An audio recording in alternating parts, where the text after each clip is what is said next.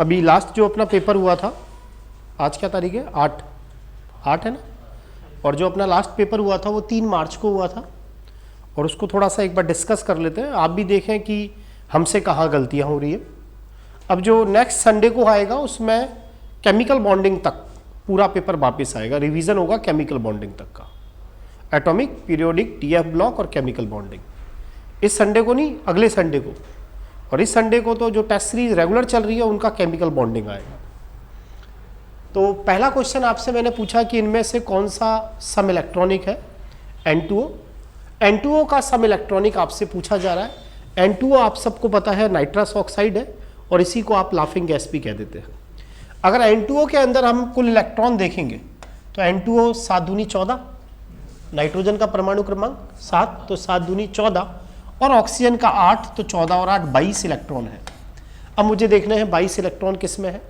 अगर आप NO को देखोगे तो नाइट्रोजन का परमाणु क्रमांक 7, ऑक्सीजन का 8, तो ये तो 8 और 7 15 इलेक्ट्रॉन हो गया, ये विषम इलेक्ट्रॉन स्पीसीज है।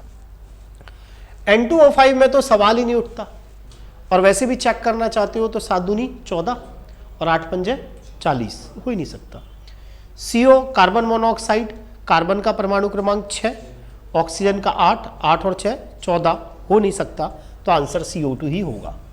कैसे, कार्बन का परमाणु क्रमांक 6 तो इसमें 6 इलेक्ट्रॉन है, ऑक्सीजन 8 दूनी 16, 16 और 6 22, तो N2O और CO2 गैस जो है वो दोनों की दोनों कैसी है, सम इलेक्ट्रॉनिक है।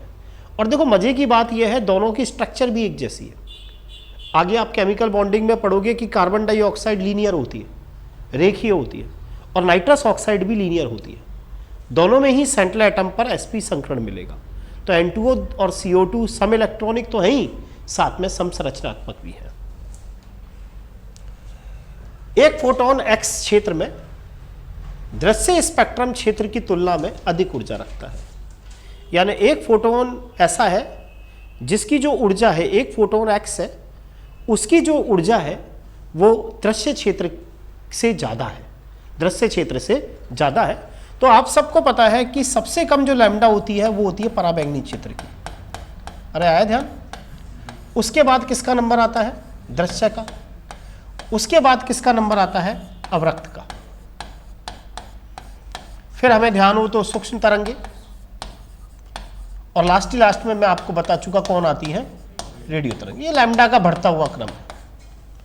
अब ये कह रहा है एक फोटोन x है, जो एनर्जी है वो दृश्य क्षेत्र की तुलना में अधिक रखता है। तो देखो अगर किसी फोटोन की एनर्जी दृश्य क्षेत्र से ज्यादा है तो आप सबको पता है एनर्जी और लैम्डा एक दूसरे के क्या होते हैं, इनवर्स होते हैं। ये कह रहा है कि एक फोटोन x है, उसकी जो एनर्जी है वो दृश्य क्षेत्र के स्पेक्ट्रम की तुलना में ज़्यादा है। तो कह रहा है कि जो वो फोटोन है उसकी वेवलेंथ किस कोटि की है। तो देखो अगर उसकी एनर्जी, जैसे आप सबको पता है पराबैंगनी और दृश्य, हमें पता है दृश्य क्षेत्र की लैम्डा ज़्यादा है, पराबैंगनी क्षेत्र की लैम्डा कम है, और पराबैंगनी क्षेत्र की अगर लैम्डा कम है तो इसका जो फोटोन होगा उसकी एनर्जी कैसी होगी, ज़्यादा होगी। आया समझ में। तो यहाँ ये क्वेश्चन है कि एक फोटोन x है, उसकी जो एनर्जी है वो दृश्य क्षेत्र वालों से ज़्यादा है। तो वो पूछ रहा है कि बताओ उस फोटोन x की क्या लैम्डा होगी, उसकी लैम्डा किस कोटि की होगी। तो सीधी सी बात है उसकी लैम्डा कम होगी, और दृश्य से जो लैम्डा कम होती है वो कौन से क्षेत्र की होती है, पराबैंगनी क्षेत्र की होती है। इसीलिए इसका आंसर क्या रहा, पराबैंगनी रहा। अरे आया समझ में। क्योंकि अवरक्त क्षेत्र की तो लैम्डा ज़्यादा है तो इसकी एनर्जी तो कम हो जाएगी। सूक्ष्म तरंगों की भी लैम्डा दृश्य से ज़्यादा है तो इसकी एनर्जी और कम हो जाएगी, और रेडियो तरंगिक वाले जो फोटोन होगा उसकी एनर्जी तो क्या होगी, सबसे कम होगी। अगला क्वेश्चन है एक हाइड्रोजन परमाणु के एक इलेक्ट्रॉन को, हाइड्रोजन परमाणु के इलेक्ट्रॉन को जब आप पहली कक्षा से अनंत में ले जाते हैं, तो जो आपको ऊर्जा देनी पड़ती है, वो 100 इकाई है। कितनी देनी पड़ती है, 100 इकाई। अगर आप इसी इलेक्ट्रॉन को सेकंड कक्षा से अनंत में ले जाए तो बताएं कितनी ऊर्जा देनी पड़ेगी। यहां ये क्वेश्चन यह है कि हाइड्रोजन परमाणु है, उसमें अगर इलेक्ट्रॉन को मैं पहली कक्षा से अनंत में ले जाता हूं तो जो मुझे ऊर्जा देनी पड़ती है वो देनी पड़ती है 100 इकाई। और यदि इसी इलेक्ट्रॉन, अगर ये इलेक्ट्रॉन सेकंड कक्षा में होता और मैं उसको अनंत में लेके जाता तो कितनी ऊर्जा देनी पड़ती। अब देखो, अगर मैं किसी इलेक्ट्रॉन को पहली कक्षा से अनंत में ले जाता हूं तो मुझे कितनी ऊर्जा देनी पड़ेगी। तो आप सबको पता है डेल ई बराबर होगा ई अनंत माइनस ई वन। अगर किसी इलेक्ट्रॉन को पहली कक्षा से मैं अनंत में ले जा रहा हूं तो मुझे कितनी ऊर्जा देनी पड़ेगी। तो कैसे निकालोगे कि मैं आपको बता चुका, अगर इलेक्ट्रॉन निम्न ऊर्जा कक्ष से उच्च ऊर्जा कक्ष में जाता है तो वो ऊर्जा अवशोषित करता है। उसने कितनी ऊर्जा अवशोषित की उसको कैसे निकालते हैं, ई अनंत माइनस क्या करोगे, ई वन, या ई अनंत माइनस ई प्रारंभिक जो भी है।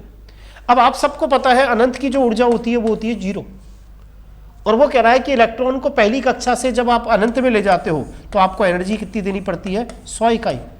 अरे हाँ या ना। तो इससे पता चल गया आपको कि जो पहली कक्षा की जो मेरे पास ऊर्जा है वो हो गई -100 इकाई।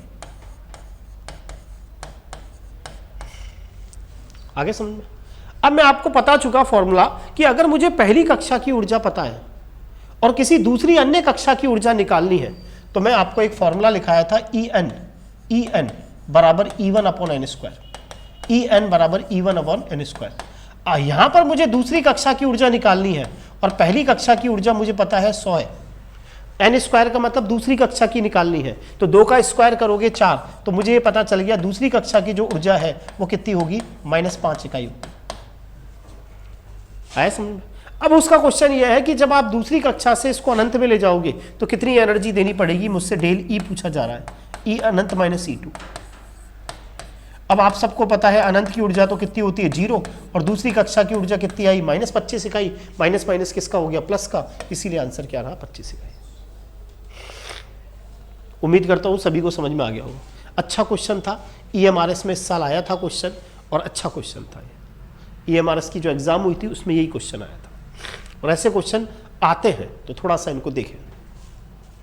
अगला क्वेश्चन, हाइड्रोजन परमाणु की पहली कक्षा में, ये पहली कक्षा है, इलेक्ट्रॉन का वेग v है, तो Li+2 की तीसरी कक्षा में इलेक्ट्रॉन का वेग क्या होगा। अब हम सबको पता है वेग निकालने का फॉर्मूला होता है 2.18 इंटू 10⁸ Z/n सेंटीमीटर पर सेकेंड। हमें पता है किसी भी कक्षा में इलेक्ट्रॉन का क्या वेग होगा, ये निकालने का फॉर्मूला होता है। अब ये कहता है हाइड्रोजन परमाणु की पहली कक्षा में इलेक्ट्रॉन का वेग v मानना है आपको। अब हाइड्रोजन परमाणु की पहली कक्षा में वेग कितना निकलेगा, 2.18 इंटू 10⁸ Z हाइड्रोजन के लिए 1 और कक्षा भी क्या 1। इसका मतलब 2.18 इंटू 10⁸ सेंटीमीटर पर सेकंड की जगह आपको क्या लिख देना है, v लिख देना है। अब वो मुझसे कह रहा है Li+2 की तीसरी कक्षा में इलेक्ट्रॉन का वेग निकालना है, तो फॉर्मूला होगा 2.18 इंटू 10⁸ Z/n सेंटीमीटर पर सेकेंड। अरे यही तो फॉर्मूला है। अब मुझसे ये कह रहा है कि आपको कौन सी कक्षा में वेग निकालना है, तीसरी कक्षा में। 2.18 इंटू 10⁸, लिथियम का परमाणु क्रमांक भी कितना है, 3, और कक्षा भी कौन सी कह रहा है, 3। तो 2.18 इंटू 10⁸ ही तो आएगा। अरे हाँ या ना। और अभी भी बताया था 2.1 इंटू 10⁸ को क्या मानना है, हाइड्रोजन के रेस्पेक्ट में भी, इसीलिए इसका आंसर क्या रहा, बी। हाइड्रोजन परमाणु की पहली कक्षा की त्रिज्या R1 है, दूसरी, तीसरी और चौथी कक्षा की त्रिज्या क्या होगी R1 के संदर्भ में। तो मैंने आपको कहा था अगर किसी क्वेश्चन में मुझे पहली कक्षा की त्रिज्या पता है किसी परमाणु की, वो कहे हाइड्रोजन परमाणु की पहली कक्षा की त्रिज्या R1 है, तो बताओ दूसरी की क्या होगी, तीसरी की क्या होगी। तो फॉर्मूला बताया था Rn बराबर R1 इंटू एन स्क्वायर। आए समझ में। अब मुझसे यहां हाइड्रोजन परमाणु की पहली कक्षा की त्रिज्या दे रखी है R1, अब वो मुझसे दूसरी की पूछ रहा है, तो R1 2 का स्क्वायर क्या हुआ 4, इसका मतलब दूसरी कक्षा की ऊर्जा तो क्या होगी 4R1। तीसरी कक्षा की निकालनी है, 3 का स्क्वायर 9R1। चौथी कक्षा की निकालनी है, 4 का स्क्वायर 16R1। तो समझ में आ गया होगा, इसीलिए इसका आंसर क्या रहा 30। हाइड्रोजन स्पेक्ट्रम में जब इलेक्ट्रॉन 5वीं कक्षा से आद्य अवस्था में आता है तो बताएं कितनी दृश्य रेखाएं प्राप्त होती है। दृश्य रेखा का मतलब कितनी बामर रेखाएं प्राप्त होती है। आप सबको तरीका बताया था, अगर इलेक्ट्रॉन 5वीं से पहली कक्षा में आएगा तो मुझे कुल कितनी स्पेक्ट्रम रेखाएं मिलेंगी। इसका तरीका होता है 5 में से अंतर कर लो, 1 का 4, फिर उसको उल्टा 1 तक लिख लो, 4 3 2 और 1, टोटल जोड़ोगे तो 4 और 3 7, 2 9 और 1 10। इसका मतलब जब इलेक्ट्रॉन 5वीं कक्षा से पहली कक्षा में आएगा तो 10 स्पेक्ट्रमी रेखाएं बनेंगी। उनमें दिख रहा है आपको 5वीं से पहली में कूदेगा तो 4 तो बनेंगी लाइमन, अरे हाँ या ना, 3 क्या बनेंगी बामर, 2 क्या बनेगी पाश्चन और 1 क्या बनेगी ब्रैकेट। तो वो पूछ रहा है कि बताओ जो दृश्य क्षेत्र में जो रेखाएं बनती हैं वो कितनी बनेंगी।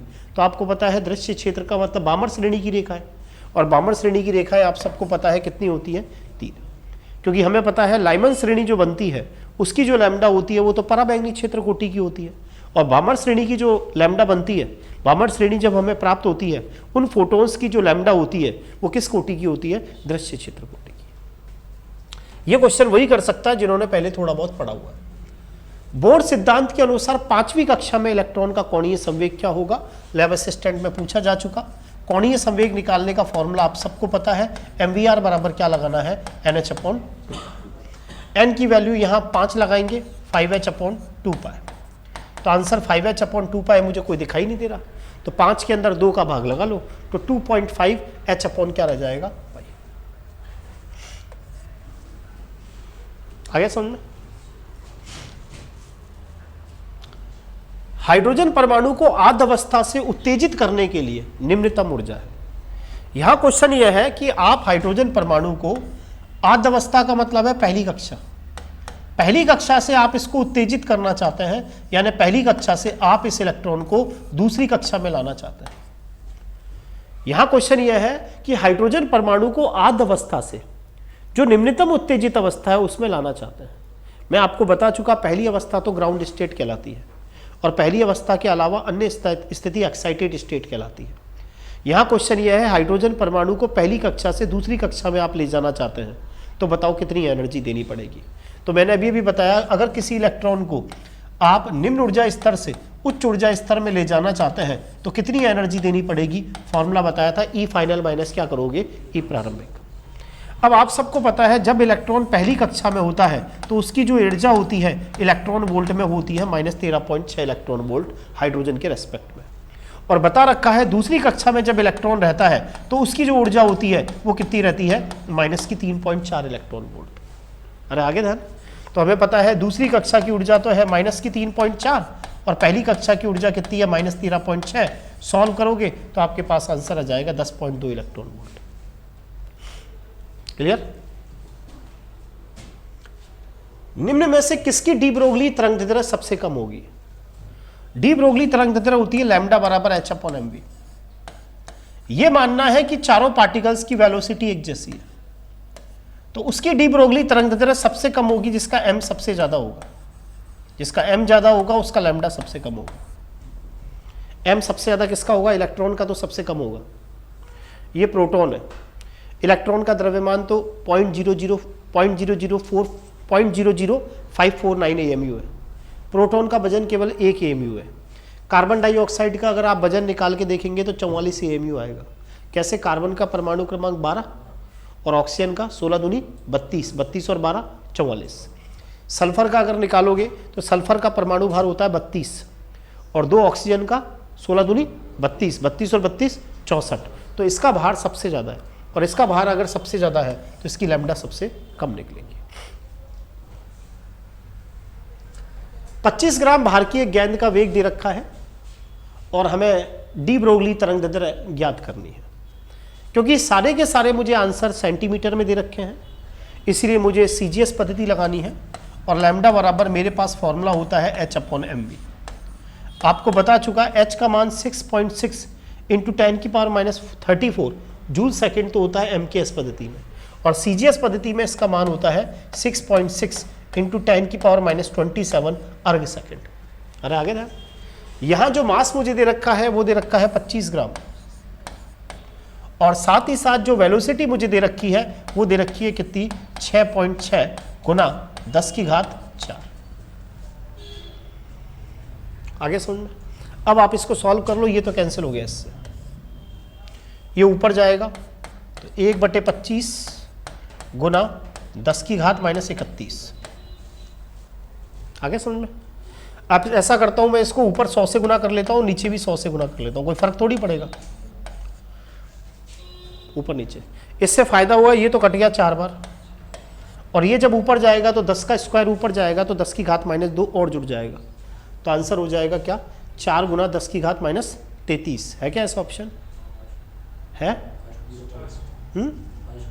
फर्स्ट में तो 0.4 है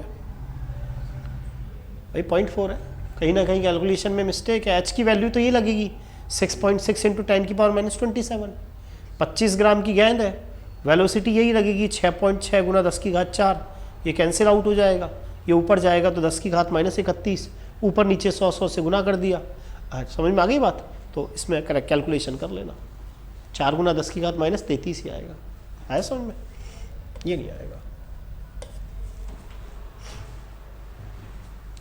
इस क्वेश्चन में करेक्शन है, जो आपको बुकलेट दे रखी है आंसर की, इसमें करेक्शन है। 2s कक्षक में इलेक्ट्रॉन है और आपको उसका कोणीय संवेग निकालना है। तो आप सबको पता है 2s कक्षक में इलेक्ट्रॉन के कक्षीय कोणीय संवेग का मान क्या होगा, कक्षीय कोणीय संवेग का। तो देखो यहां जो फॉर्मूला है वो लगेगा √L L+1 H/2π। आगे समझ में? और S जो कक्षक होता है, S उपकोष, उसके लिए L की वैल्यू क्या होती है 0। तो इसका आंसर क्या रहेगा, सेकंड रहेगा। करेक्शन कर लेना आंसर की में। 70 का 1, हाँ ठीक है, ओके। इनमें से कौन सा क्वांटम सेट सही नहीं है ये मुझे चेक करना है। तो देखो ये तो कन्फर्म है, उल्टे से चलते हैं। चक्रण क्वांटम संख्या का मान +½ और -½ हो सकता है, तो सेकंड तो वैसे गलत हो गया। अब हम पहले को चेक करते हैं।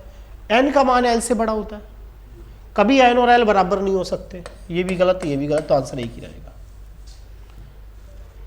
n हमेशा l से बड़ा होता है, और m का मान -l से +l के बीच में हो सकता है। अगर l का मान 2 है तो m का मान -2, -1, 0, +1, +2 में कुछ भी हो सकता है। किसी उपकोष में आप अधिकतम कितने इलेक्ट्रॉन भरोगे, कैसे निकालते हो आप, क्या फॉर्मूला है? जैसे मैं कहता हूँ S उपकोष में मैं 2 भरता हूँ, P में मैं 6 भरता हूँ, D उपकोष में अधिकतम 10 भर सकता हूँ, F उपकोष में अधिकतम 14 भर सकता हूँ। तो किसी उपकोष में आप अधिकतम कितने इलेक्ट्रॉन भरोगे, इसका फॉर्मूला होता है 2 ब्रैकेट में 2l+1, या कई बार एग्जामिनर ये भी लिख देता है 4l+2। जैसे S उपकोष के लिए L का मान 0, तो 2 इलेक्ट्रॉन आ गए। P उपकोष के लिए L का मान 1, 6 आ गए। D उपकोष के लिए L का मान 2, 10 आ गए। F उपकोष के लिए L का मान 3, 14 आ गए। इसीलिए इसका आंसर सेकंड है। एक तत्व का परमाणु क्रमांक 37 है, आपको बताना है वो कहां आएगा। अब देखो खुद सोचो, हीलियम, नियॉन, आर्गन, क्रिप्टॉन। पहला जो आवर्त है उसमें हीलियम आता है लास्ट में, नियॉन, आर्गन और क्रिप्टॉन। हम सबको पता है हीलियम का परमाणु क्रमांक 2, नियॉन का 10, आर्गन का 18 और क्रिप्टॉन का 36। यानी ये पहले, दूसरे, तीसरे और चौथे आवर्त में तो आ नहीं सकता, क्योंकि चौथे आवर्त में तो 36 पे खत्म हो जाती है कहानी।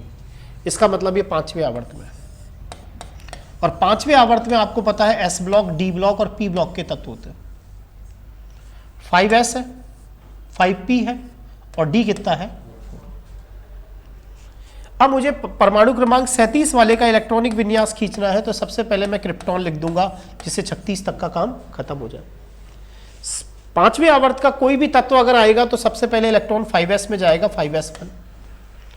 तो मुझे पता चल रहा है अंतिम इलेक्ट्रॉन s कक्षक में जा रहा है, तो मुझे ये पता चल रहा है ये s ब्लॉक का तत्व है। अरे हाँ या ना, और s ब्लॉक का तत्व है, और जब विन्यास S1 होता है तब तो इलेक्ट्रॉन फर्स्ट ए में जाता है, और S2 होता है तो सेकंड ए में, इसीलिए आंसर फर्स्ट रहा। आगे होगा समझ में। सामान्य इलेक्ट्रॉनिक विन्यास n-2 f 1 से 14, n-1 d 0 या 1, और ns2 में n का मान 7 है। ns2 में n का मान 7 है, यहाँ ये 7 है, यानी 7 सबसे बड़ी मुख्य क्वांटम संख्या 7 है। और आपको पता है सबसे बड़ी मुख्य क्वांटम संख्या आवर्त की जानकारी देती है, इसका मतलब ये 7वें नंबर के आवर्त वाले का इलेक्ट्रॉनिक विन्यास है। और हमें पता है जो एक्टिनाइड श्रेणी होती है, ये तो क्लियर पता चल रहा है कि ये एफ ब्लॉक का इलेक्ट्रॉनिक विन्यास है। और एफ ब्लॉक में थोड़ा सोचना है लैंथेनाइड का है या एक्टिनाइड का है। अगर यहाँ 6s2 होता तब तो लैंथेनाइड का होता, और 7s2 है तो किसका होगा? एक्टिनाइड का होगा, क्योंकि एक्टिनाइड 7वें आवर्त में मिलती है। इनमें से किसका आकार सबसे छोटा है? आपको बता चुका, ये चारों सम इलेक्ट्रॉनिक श्रेणी है। फर्स्ट ग्रेड में आया था इस साल क्वेश्चन। 7 और 3 10, 8 और 2 10, 9 और 1 10, और 11 में से 1 चला गया 10। सम इलेक्ट्रॉनिक श्रेणी का सीधा फंडा है पॉजिटिव चार्ज सबसे छोटा, और नेगेटिव चार्ज आएगा तो साइज बढ़ती चलेगी। कौन सा इलेक्ट्रॉनिक अभिविन्यास उदासीन परमाणु उच्चतम प्रथम आयनन ऊर्जा को दर्शाता है? देखो 1s2 2s2 2p4, 4 और 2 6 और 2 8, ये ऑक्सीजन है। 1s2 2s2 2p3, ये आपका नाइट्रोजन है। 1s2 2s2 2p2, ये आपका कार्बन है। 1s2 2s2 2p1, ये आपका बोरॉन है। अरे हाँ है ना, बोरॉन, कार्बन, नाइट्रोजन, ऑक्सीजन। आवर्त में बाएं से दाएं जाते हैं तो आयनन विभव बढ़ता है।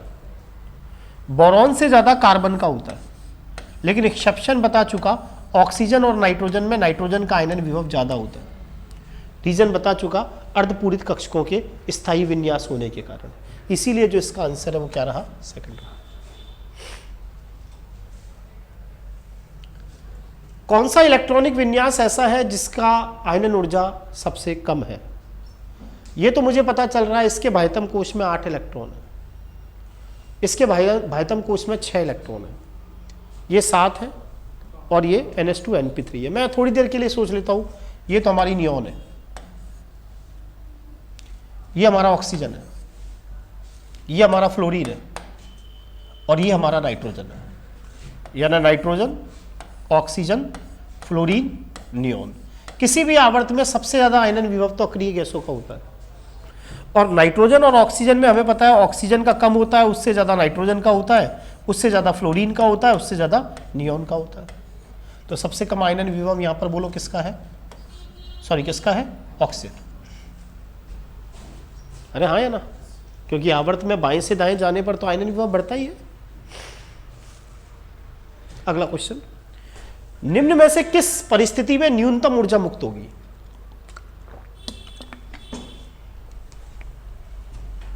क्लोरीन से क्लोराइड आयन बन रहा है, यानी क्लोरीन इलेक्ट्रॉन ग्रहण कर रहा है, क्लोराइड आयन बन रहा है। ये बात कर रहा है इलेक्ट्रॉन ग्रहण एंथैल्पी की। जब कोई उदासीन परमाणु इलेक्ट्रॉन ग्रहण करता है तो ऊर्जा रिलीज होती नहीं होती।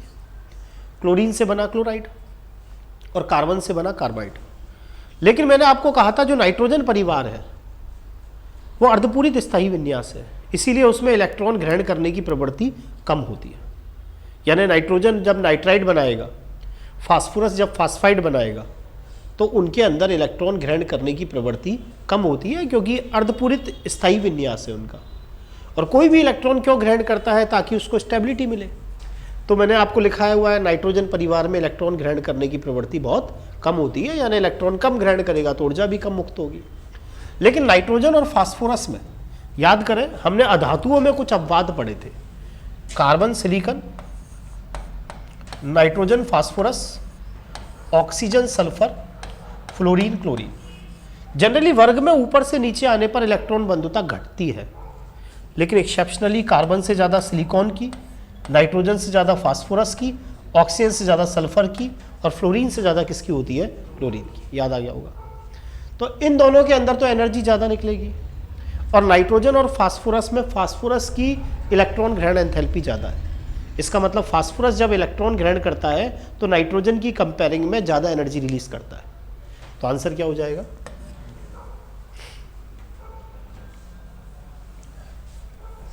यहां हमारे को बता रखा है, यहां इलेक्ट्रॉन बंधुता को डिफाइन किया हुआ है। एक उदासीन गैसीय परमाणु है, इलेक्ट्रॉन को ग्रहण कर रहा है, ऋणायन में बदल रहा है। उस दौरान आप सबको पता है ये प्रक्रम ऊष्माक्षेपी होता है, और ऊष्माक्षेपी जब प्रक्रम होता है तो इस डेल एच का मान कैसा होता है? नेगेटिव होता है। यहां हमसे विद्युत ऋणता का क्रम पूछा। इस साल क्वेश्चन इसी तरह का फर्स्ट ग्रेड का थोड़ा सा कॉम्प्लिकेटेड आ गया था, तो हमें पूरी पॉलिंग स्केल याद होनी चाहिए।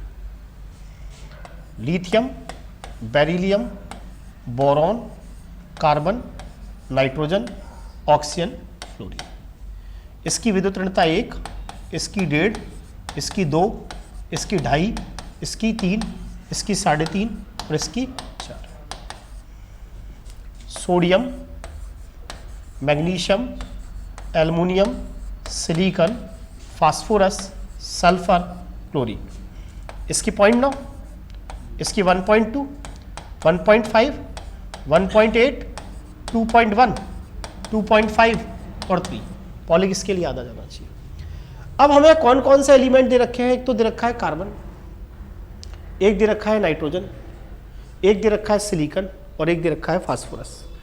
वैसे भी आपको दिख रहा है कार्बन और नाइट्रोजन तो दूसरे आवर्त के हैं ये, और सिलिकॉन और फास्फोरस तीसरे आवर्त के। अरे हाँ है ना, वर्ग में ऊपर से नीचे आने पर विद्युत ऋणता कम हो जाती है, तो इनकी तो कम होनी है। अरे हाँ है ना, और आवर्त में बाएं से दाएं जाते हो तो विद्युत ऋणता बढ़ती है, यानी सिलिकॉन से ज़्यादा किसकी होगी? फास्फोरस की। तो सिलिकॉन किससे ज़्यादा? फास्फोरस की होनी चाहिए। और कार्बन से ज़्यादा किसकी होगी?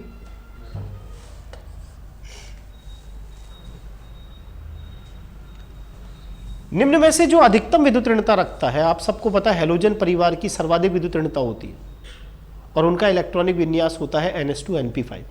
अब सिलेबस स्टैंड में पूछा जा चुका है क्वेश्चन। इनमें से जिसकी विद्युत ऋणता ज़्यादा होती है उसका सामान्य इलेक्ट्रॉनिक विन्यास क्या है? तो हैलोजन परिवार, और हैलोजन परिवार के बाह्यतम कोश में 7 इलेक्ट्रॉन होते हैं, NS में 2 होते हैं और NP में कितने? 5 होते हैं। इनमें से वो कौन सा तत्व है जिसके ऑक्साइड उभयधर्मी होते हैं? देखिए एल्युमिनियम का ऑक्साइड तो उभयधर्मी है, लेकिन कैल्शियम का ऑक्साइड क्षारीय है। क्रोमियम के ऑक्साइड और मैग्नीशियम के ऑक्साइड, ये जो है क्रोमियम के ऑक्साइड, मैग्नीशियम के ऑक्साइड धातु ऑक्साइड, उनकी प्रकृति क्षारीय होती है। लेड जो है ना, लेड, इसके जो ऑक्साइड्स होते हैं ये उभयधर्मी होते हैं, लेकिन बेरियम के ऑक्साइड क्षारीय होता है। याद करेंगे, मैं टेबल बता चुका। बेसन गाल जीप पर, ध्यान है, बेसन गाल जीप पर, आशिकी में। बेरिलियम के ऑक्साइड, टिन के ऑक्साइड, गैलियम के ऑक्साइड, एल्युमिनियम के ऑक्साइड, जिंक के ऑक्साइड, लेड के ऑक्साइड और आर्सेनिक के ऑक्साइड उभयधर्मी होते हैं। इसीलिए आंसर क्या रहा? टिन के ऑक्साइड और जिंक के ऑक्साइड। पीडीएजी और कैडमियम, ये डी में कितने इलेक्ट्रॉन रखते हैं? तो मैं आपको बता चुका, पैलेडियम निकिल परिवार में आता है, नहीं पढ़ोगे तो पिटोगे। निकिल का विन्यास 3d8 4s2, लेकिन पैलेडियम हम पढ़ चुके हैं, इसमें 4d10 होता है। अरे याद आया, पैलेडियम में d8 नहीं होता, d10 होता है। सिल्वर आपको पता है कॉपर AgAu, इनमें तो वैसे ही d9 का क्या हो जाता है? d10। और जिंक, कैडमियम, मरकरी, इनमें तो d10 होता ही है, इसीलिए 10 10 10 आंसर रहा। जिंक का जो मेल्टिंग पॉइंट है वो 3D श्रेणी में जो अन्य मेटल्स हैं उनकी तुलना में कम होता है। उसका कारण क्या है कि ये जो मेल्टिंग पॉइंट है वो इस बात पे डिपेंड करता है कि धात्विक बंध कैसा है। मेल्टिंग पॉइंट इस बात पे डिपेंड करता है धात्विक बंध कैसा है, क्योंकि किसी भी चीज़ का बॉइलिंग पॉइंट या मेल्टिंग पॉइंट इस बात पे डिपेंड करता है अवयवी कणों के बीच में कैसा फोर्स है। तो यहाँ जो मेल्टिंग पॉइंट है, यहाँ जो मेल्टिंग पॉइंट है वो इस बात पे डिपेंड करता है धात्विक बंध पर।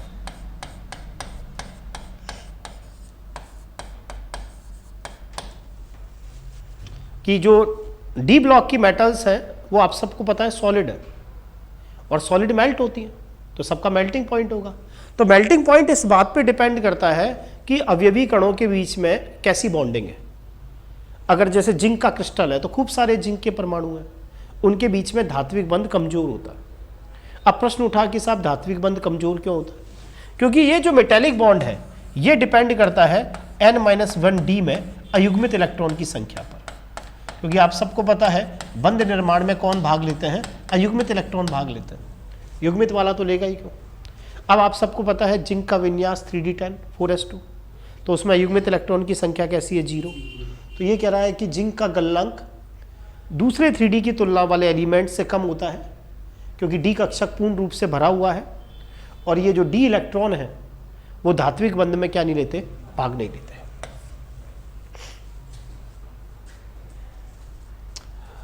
अधिकतम ऑक्सीडेशन नंबर, अगर पूरे डी ब्लॉक की बात करें तो आपको बता चुका, फर्स्ट ग्रेड में पूछा जा चुका, सर्वाधिक जो ऑक्सीडेशन नंबर है वो ऑस्मियम का होगा और आपको बता चुका ऑस्मियम में +8 देखने को मिलती है, मैंगनीज में +7 तक, लेकिन ऑस्मियम में +8 तक देखने को मिलती है। फर्स्ट ग्रेड 2018 में पूछा गया।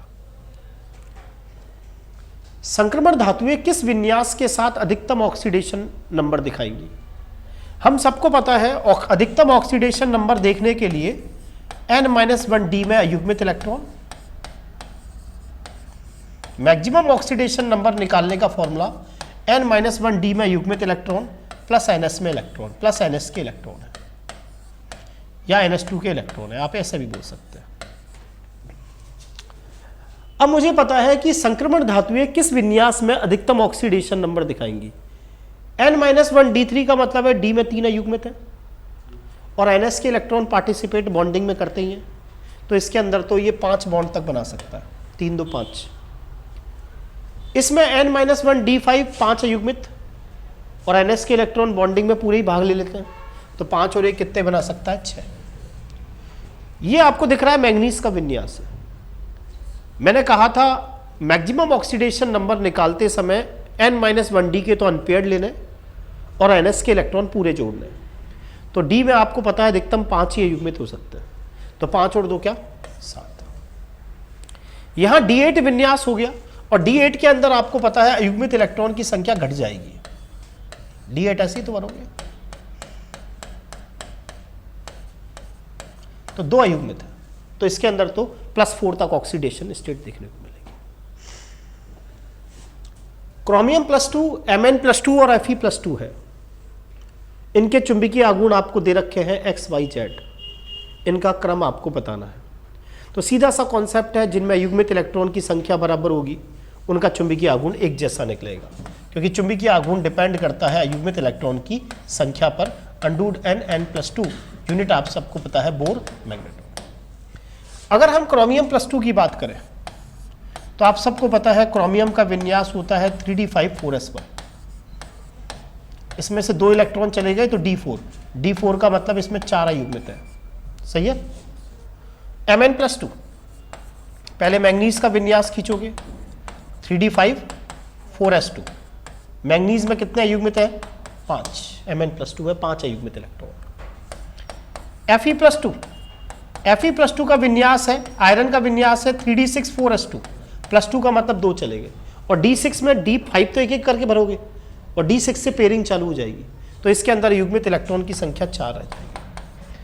अब ये कह रहा है कि इसका चुंबकीय आघूर्ण निकलता x, इसका चुंबकीय आघूर्ण निकलता y और इसका z, तो x और z तो एक जैसे निकलेंगे 4.8 के आसपास, समझ में आ गया, क्योंकि दोनों में युग्मित इलेक्ट्रॉन की संख्या बराबर है। और सबसे ज़्यादा जो चुंबकीय आघूर्ण निकलेगा वो y का निकलेगा, 5.92 के आसपास निकलेगा, क्योंकि इसमें युग्मित इलेक्ट्रॉनों की संख्या 5 है। अगला क्वेश्चन,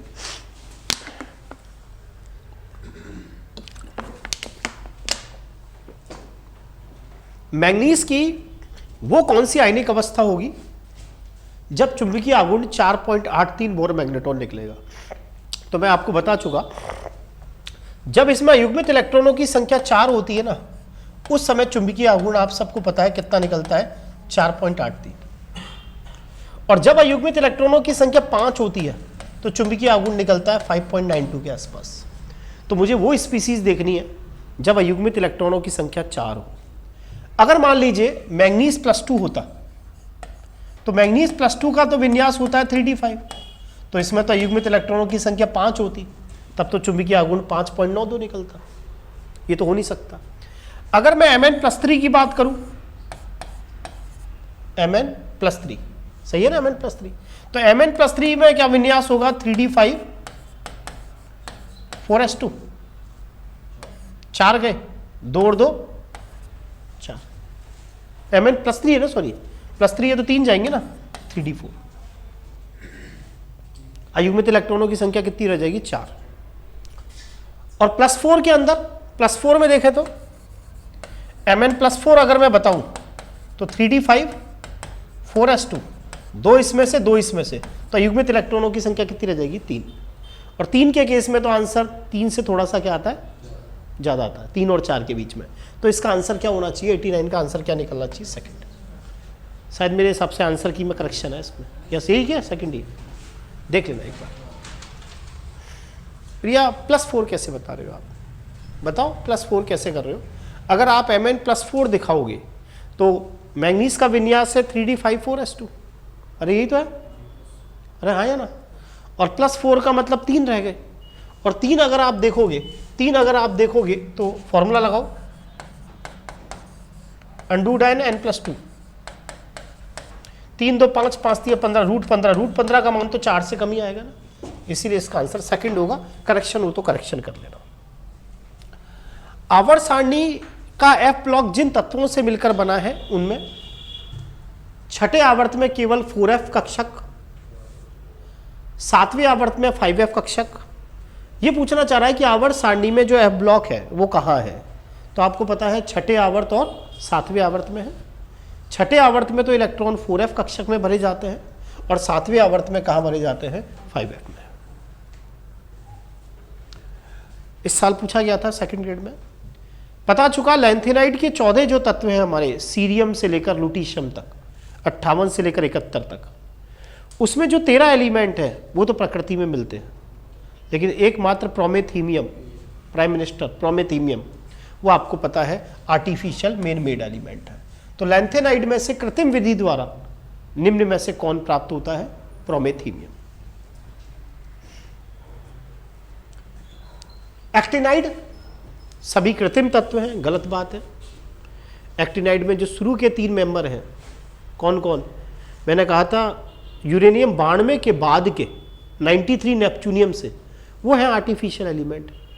शुरू के 3 90 91 92 वो तो प्रकृति में मिलता है, तो ये बात तो गलत हो गई। एक्टिनाइड में 104 तत्व सम्मिलित है, गलत बात। एक्टिनाइड में तो केवल 14 तत्व सम्मिलित है। एक्टिनाइड केवल अल्पायु समस्थानिक है, ऐसा नहीं है, अल्पायु रेडियो एक्टिव है। और चौथा, एक्टिनाइड वेरिएबल वैलेंसी दिखाते ही, हमने देखा था +7 तक देखने को मिलती है।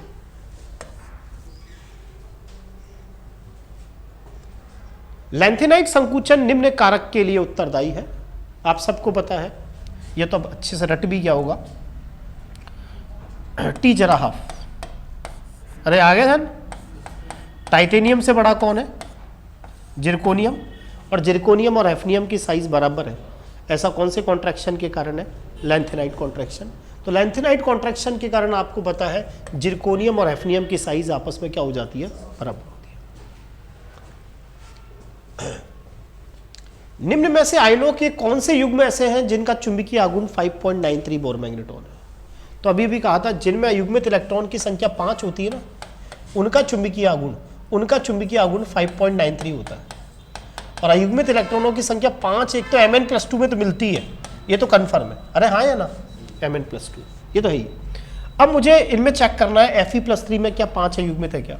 तो आयरन का परमाणु क्रमांक होता है 26, विन्यास होता है 3d6 4s2, हाँ या ना? +3 का मतलब ये हुआ कि 3 निकालो, तो 2 तो गए 4s से, 1 गए इससे, तो 3d5 में आपको पता है कितने युग्मित मिलेंगे?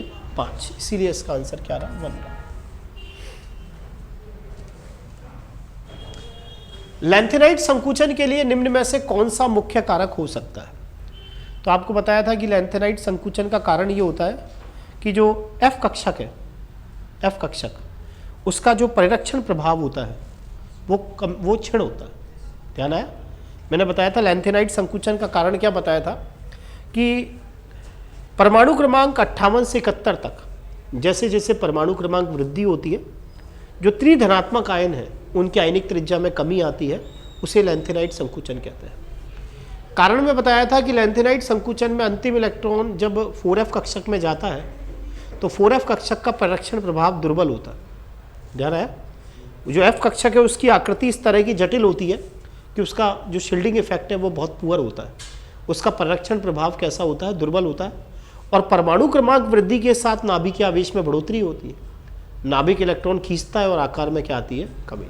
तो लैंथेनाइड संकुचन के लिए कौन सा कारक है, उपकोष में किसी अन्य इलेक्ट्रॉन द्वारा किसी एक 4f इलेक्ट्रॉन का दुर्बल परिरक्षण प्रभाव, उपकोष में से किसी अन्य द्वारा किसी एक 4f इलेक्ट्रॉन का प्रभावी परिरक्षण तो हो ही नहीं सकता। 4f इलेक्ट्रॉनों द्वारा 5d इलेक्ट्रॉनों का दुर्बल परिरक्षण होता है, 4f इलेक्ट्रॉनों द्वारा 5d इलेक्ट्रॉनों का प्रबल परिरक्षण होता है। तो आप सबको पता है यहां पर मेन बात क्या है, 4f इलेक्ट्रॉन का कैसा परिरक्षण प्रभाव होता है, दुर्बल। इनमें से कौन सा यौगिक ऐसा है जो अनुचुंबकीय भी है और कलर्ड भी है, सीधा सा कॉन्सेप्ट जिसमें अयुग्मित इलेक्ट्रॉन है। पोटेशियम डाइक्रोमेट में आप सबको पता है क्रोमियम का विन्यास +6 होता है और क्रोमियम का विन्यास होता है 3d5 4s1, हाँ या ना। तो इसका विन्यास तो d0 हो गया। तो पोटेशियम डाइक्रोमेट आपको पता है अनुचुंबकीय नहीं हो सकता, ये प्रतिचुंबकीय होता है। वो बात अलग है, पोटेशियम डाइक्रोमेट ऑरेंज कलर का है, नारंगी रंग का है, वो आवेश स्थानांतरण स्पेक्ट्रम के कारण है। नारंगी नहीं है, बैंगनी रंग का है, पर्पल कलर का है। पोटेशियम नहीं, नारंगी है। हाँ, KMnO4 पर्पल कलर का है। इसके अंदर अगर आप देखोगे तो यहाँ टाइटेनियम +4 निकलेगा, क्योंकि 2 अमोनियम के कारण तो निकला +2, टाइटेनियम पर निकालना X, 6 क्लोरीन पर -6, तो Ti +4। और आप सबको पता है टाइटेनियम 22 है, विन्यास है 3d2 4s2, तो चारों इलेक्ट्रॉन चले गए ना, तो ये भी d0 विन्यास है, फिर तो ये प्रतिचुंबकीय होगा। यहाँ वेनेडियम ऑक्साइड और सल्फेट है, यहाँ अगर आप देखोगे तो X -2 -2 = 0, यानी यह वेनेडियम +4 फॉर्म में है, क्योंकि वेनेडियम पर परमाणु आपको ऑक्सीडेशन नंबर निकालना है, ऑक्सीजन पर -2, सल्फेट पर भी -2, तो X = +4। अब वेनेडियम का परमाणु क्रमांक होता है 23, तो उसका विन्यास होता है 3d3 4s2।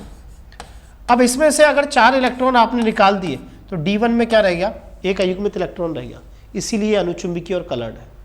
और यहाँ तो कॉपर +1 निकलेगा, और कॉपर +1 का विन्यास तो D10 है, और आपको पता है जिनका D0 और D10 विन्यास होता है वो तो प्रतिचुंबकीय होता है। गैडोलिनियम 64 इलेक्ट्रॉनिक विन्यास पूछा जाता है, सेकंड ग्रेड में कई बार आ गया। याद रखना है गैडोलिनियम में D1 आता है, क्या आता है, D1। आपको पता है गैडोलिनियम लैंथेनाइड श्रेणी का एलिमेंट है, और लैंथेनाइड श्रेणी कौन से आवर्त में आती है, छठे। विन्यास होता है SFDP। राया ध्यान, पहले इलेक्ट्रॉन किस में जाते हैं, 6s में, और फिर मतलब मुझे पता है 6s रहता है या 6p रहता है, D 5d रहता है, फिर क्या रहता है 4f। 6s के बाद इलेक्ट्रॉन 4f में जाते हैं। एक्सेप्शन है गैडोलिनियम, जिसमें एक इलेक्ट्रॉन 5d1 में चला जाता है। अब हमें दिख रहा है कि गैडोलिनियम 64 है। सबसे पहले आप सबको पता है क्या लिख देते हो, जीनॉन। जीनॉन लिखते ही 54 तक का काम खत्म। फिर 2 इलेक्ट्रॉन किस में जाते हैं, 6s2। अब बाद है एक इलेक्ट्रॉन किस में आता है, 5d1, और फिर क्या होता है 4f7। जोड़ सकते हो, 54 और 2 56, 56 और 1 57, 57 और 7 64। तो ये हो नहीं सकता, ये हो नहीं सकता, ये हो नहीं सकता, आंसर ये। ये सारे क्वेश्चन आपको एग्जाम तक अगर आप टेस्ट देते रहेंगे तो रट जाएंगे। और मेरा मानना यह है कि अगर आप अच्छे से इनको याद कर लेंगे, अगर पेपर भी सुन लेंगे, तो जब भी पेपर होगा अच्छा हो जाएगा। केमिस्ट्री के कारण आप नहीं रुकेंगे, लेकिन ये प्रैक्टिस मांगती है। अब जैसे अगले संडे को केमिकल बॉन्डिंग होगा, तो आप एटॉमिक से केमिकल बॉन्डिंग वापस पढ़ें, तो फिर नहीं भी पढ़ें तो ये क्वेश्चन तो देख लें पेपर्स को, जो 2 पेपर हो गए अपने पुराने, आपके मैंने सीरीज़ में डाल रखे हैं, टेस्ट सीरीज़ के, वहाँ देखो। अब मैं आपको बता चुका, एक क्वेश्चन कई बार लैंथेनाइड संकुचन का आता ही है ऐसा, आपको 4 त्रिधनात्मक आयन दे रखे होते हैं, 4 5 6, और पूछता है कि बताओ इनमें किसकी आयनिक त्रिज्या बड़ी है, किसकी छोटी है। तो सीधा सा कॉन्सेप्ट बता रखा है, जिसका परमाणु क्रमांक ज़्यादा है उसकी साइज छोटी है। अब हम सबको पता है सीरियम का परमाणु क्रमांक तो 58 है, अरे है या नहीं।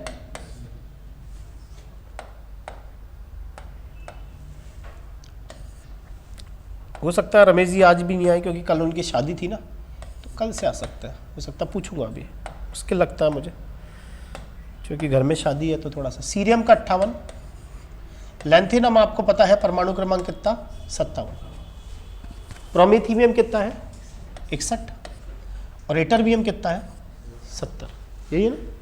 तो सीधी सी बात है, जिसका परमाणु क्रमांक छोटा है, सबसे कम है La+3, उसकी साइज तो सबसे बड़ी होगी, तो ये तो बहुत गलत हो गया।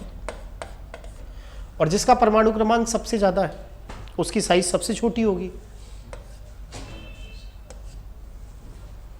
आ गया वो सबको समझ में। +7 ऑक्सीडेशन स्टेट रट जाना चाहिए। 2 बार आरपीएससी पूछ चुकी है फर्स्ट ग्रेड सेकंड ग्रेड में।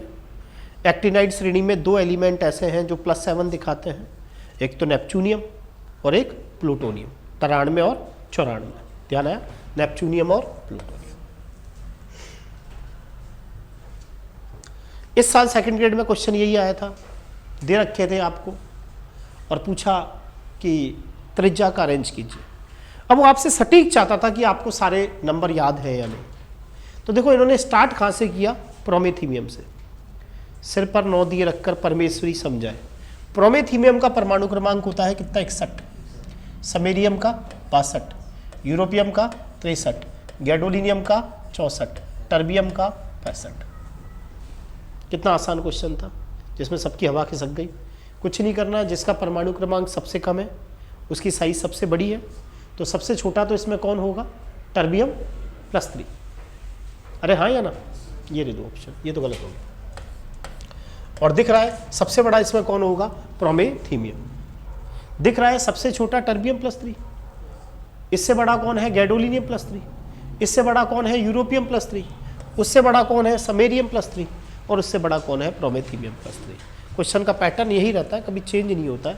तो आपको भी लग गया होगा, देखो कुछ भी नहीं था। आगे समझ में, तो उम्मीद करता हूँ आपके समझ में आ गया होगा। हो सकता है सर आज भी नहीं आए, क्योंकि आ रहे होते तो शायद मैसेज आ जाता। कल से आ जाएंगे और बॉटनी मंडे से अपन स्टार्ट करवा दिए, ठीक है।